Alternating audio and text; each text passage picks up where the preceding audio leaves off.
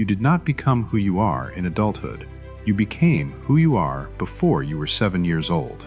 Everything you believe about love, whether it is safe, whether you deserve it, whether it will last, was decided in those first few years.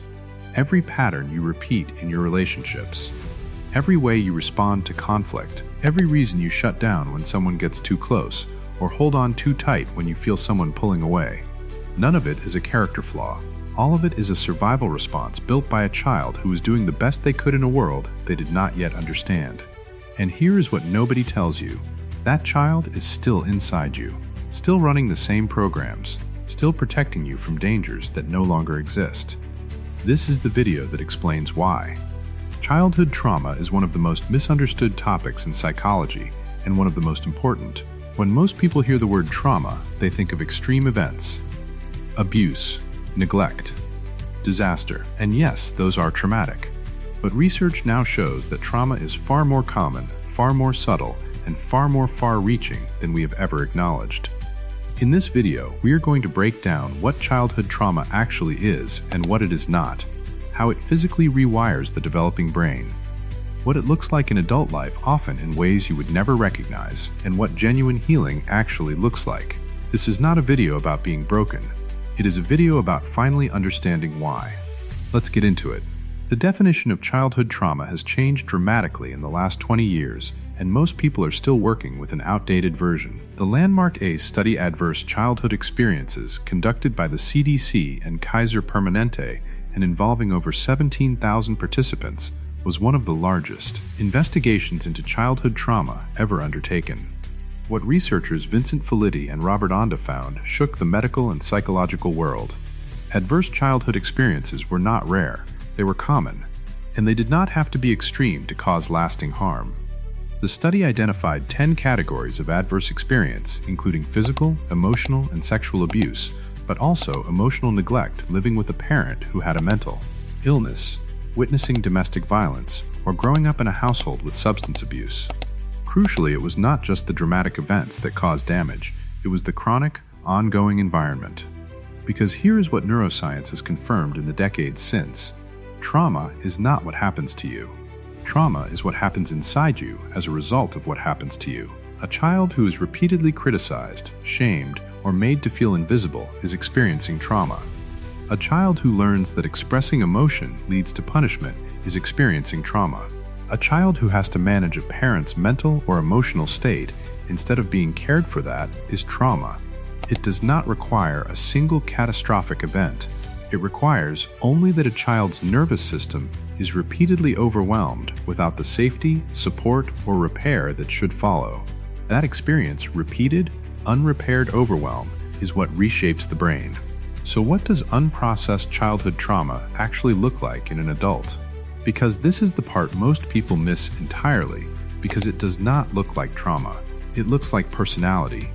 You might recognize it as the person who cannot tolerate conflict, who will do almost anything, agree, apologize, disappear, rather than face a disagreement, who as a child learned that conflict meant danger, that anger meant abandonment, and who now as an adult experiences a racing heart and a surge of panic at the first sign of tension in a relationship.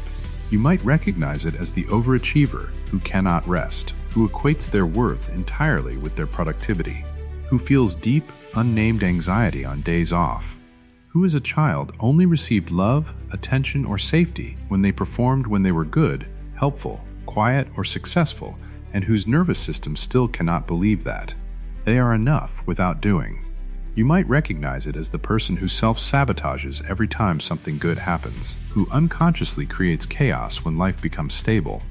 Because stability, though consciously desired, feels unfamiliar and therefore unsafe to a nervous system raised in unpredictability.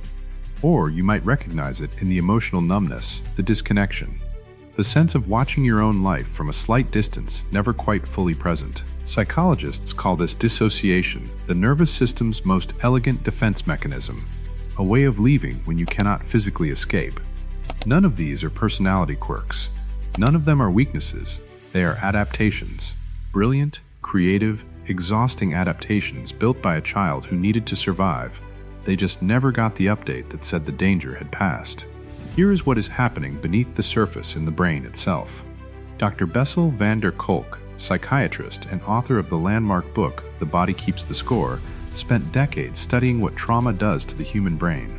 His findings transformed how the psychology and medical fields understand trauma recovery.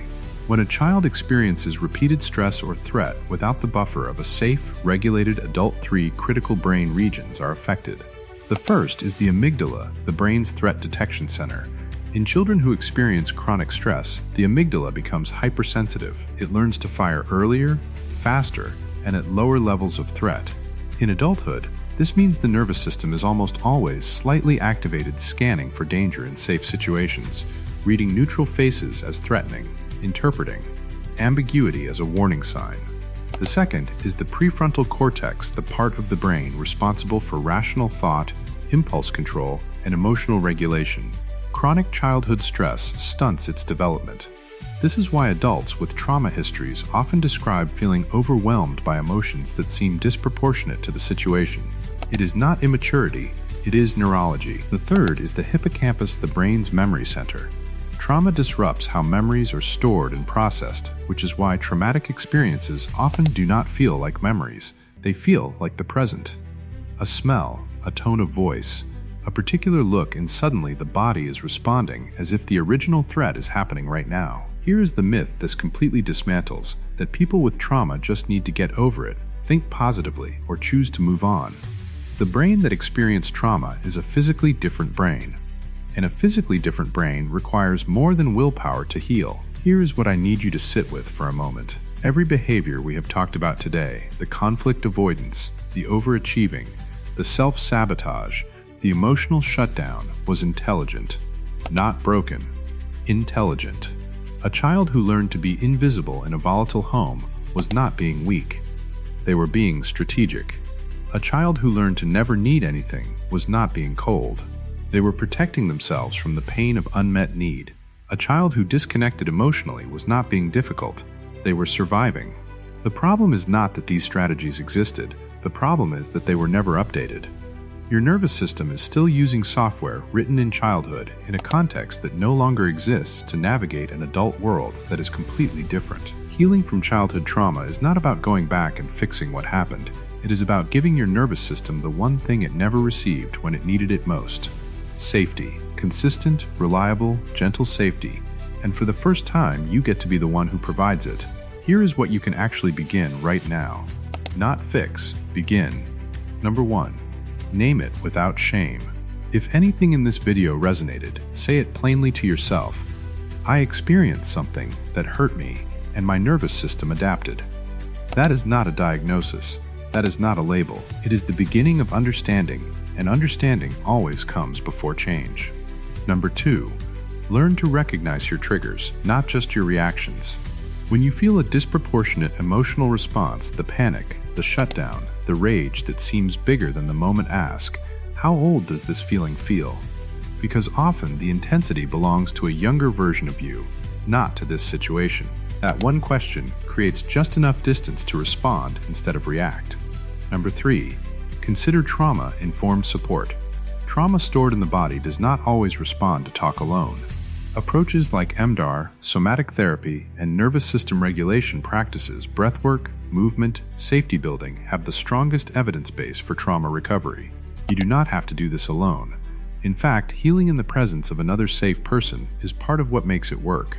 You were not too sensitive. You were not too much. You were not broken. You were a child in a situation that was too big for you, and you handled it the only way you knew how. That deserves compassion, not criticism, not analysis, compassion. Now I want to ask you something, and only answer if you feel safe to do so. In the comments below, which of the adult patterns we talked about today felt most familiar to you? The conflict avoidance, the overachieving, the self-sabotage, or the emotional numbness? You do not have to explain it. Just name it. Because sometimes, just naming a thing out loud, even in a comment section, is the first small act of healing. Subscribe, and next time, we are going into something connected but different. The psychology of people-pleasing.